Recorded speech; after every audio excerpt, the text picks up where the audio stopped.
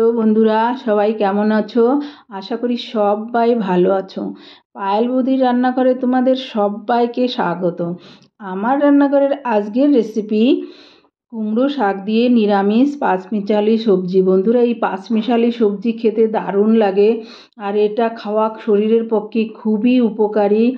এটাতে প্রচুর রকমের সবজি পড়ে, যে যার পছন্দ মতো সবজি দিতে পারো এর মধ্যে।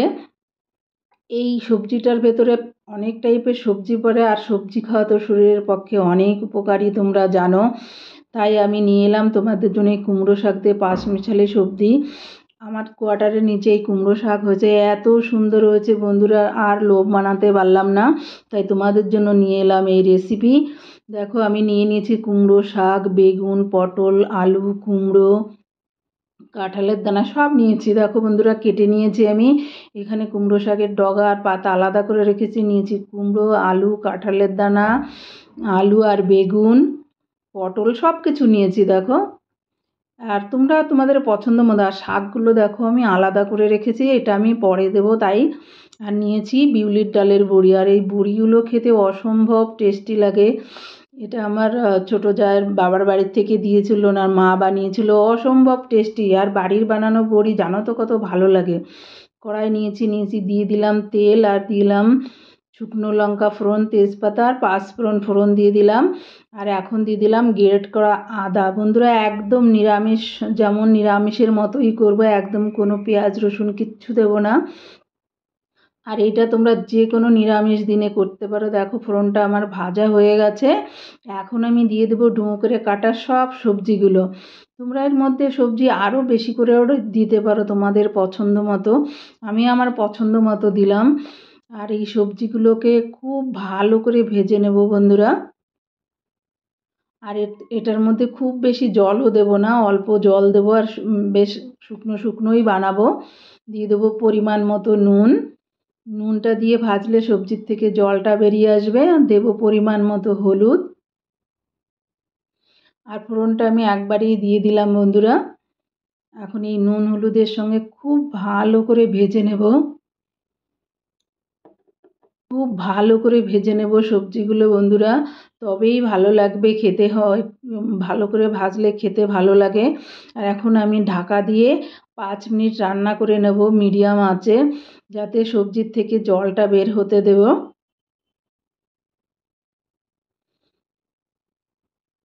দেখো বন্ধুরা, এখন আমি শাকগুলো দিয়ে দিচ্ছি।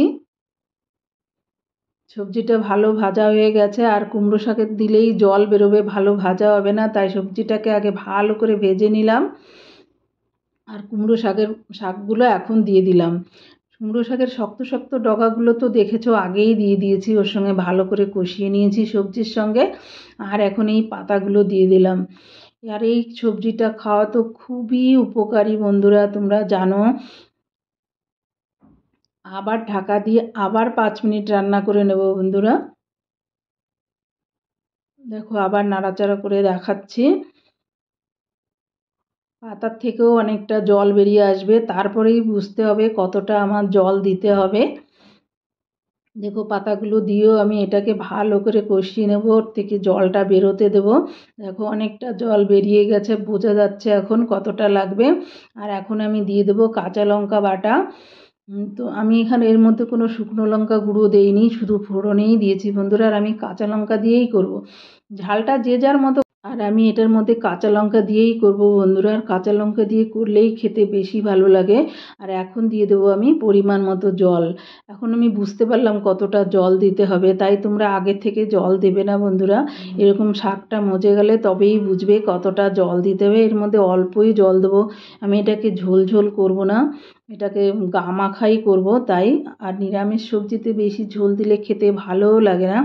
আর আমি এখন ফুল আঁচে রান্না করে নেব, 5 মিনিট ফুল আঁচে রান্না করব এটা। দেখো, সুন্দর ফুটে উঠছে। সব সবজিগুলোকে ভালো করে সিদ্ধ হতে দেব।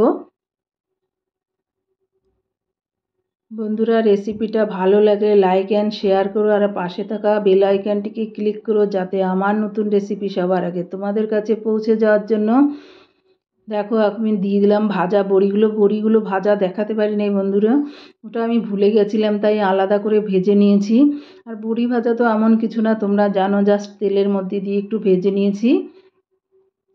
আর যারা আমাকে সাবস্ক্রাইব করেছো যে বন্ধুরা, তাদের অসংখ্য ধন্যবাদ বন্ধুরা। আর যে বন্ধুরা এখনও সাবস্ক্রাইব করোনি, আমার নতুন বন্ধুরা, প্লিজ সাবস্ক্রাইব করে দিও। আর পাশে থাকা বেল আইকনটিকে ক্লিক করো, যাতে আমার নতুন রেসিপি সবার আগে তোমাদের কাছে পৌঁছে যাওয়ার জন্য।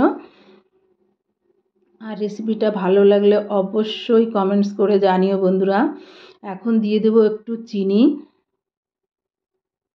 দেখো এই চিনিটা পুরো দেইনি, একটু রেখেও দিলাম। এটা সম্পূর্ণ অপশনাল বন্ধুরা, তোমরা দিতেও পারো নাও দিতে পারো, তবে দিলে টেস্টের ব্যালেন্সটা হয় বন্ধুরা। যেহেতু সব ধরনের সবজি আছে তাই আমি একটু দিলাম, খেতে অসম্ভব ভালো লাগে। তাহলে দেখো কুমড়োগুলো একটুখানি ভেঙে দিচ্ছি, কুমড়োটা তাহলে একটু গামাখা মতো একটু হবে,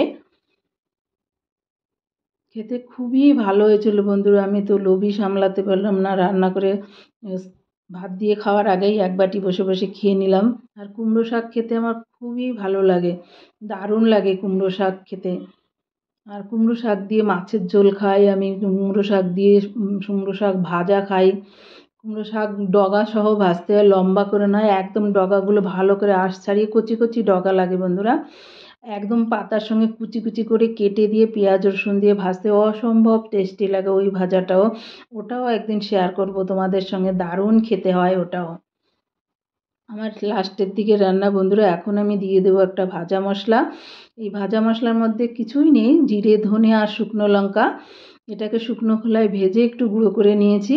এই মশলাটা একটু দিয়ে দিলাম, এটা দিলে খুব সুন্দর গন্ধ আসে আর টেস্টি তো হয়ই, দারুণ খেতে লাগে। তোমরা একবার আমার মতো করে ট্রাই করে দেখতে পারো। আমি জানি আমার বন্ধুরা অনেক ভালো রান্না করতে পারে, তবুও যারা আমার মতো করনি একবার আমার মতো করে দেখবে, পেঁয়াজ রসুন ছাড়া অসম্ভব টেস্টি হয় খেতে।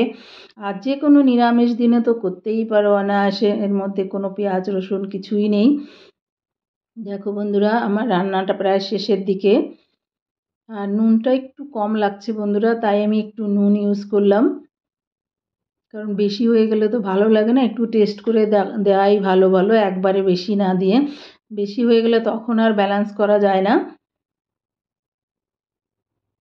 দেখো আমি আর একটু টেস্ট করে দেখছি, রান্নাটা আমার শেষ হয়ে গেল বন্ধুরা, একদম ডান, এটুকু ঝোল টেনে যাবে। দেখো সার্ভ করে দেখাচ্ছি, কত সুন্দর দেখতে লাগছে আর খেতে তো দারুণ হয়েছিল। আর ডালের বড়িগুলো তো একদম মাস্টার, কারণ এত টেস্টি ছিল ডালের বড়িগুলো, দারুণ খেতে, দারুণ। থ্যাংক ইউ বন্ধুরা লাস্ট অবধি আমার ভিডিওটা দেখার জন্য।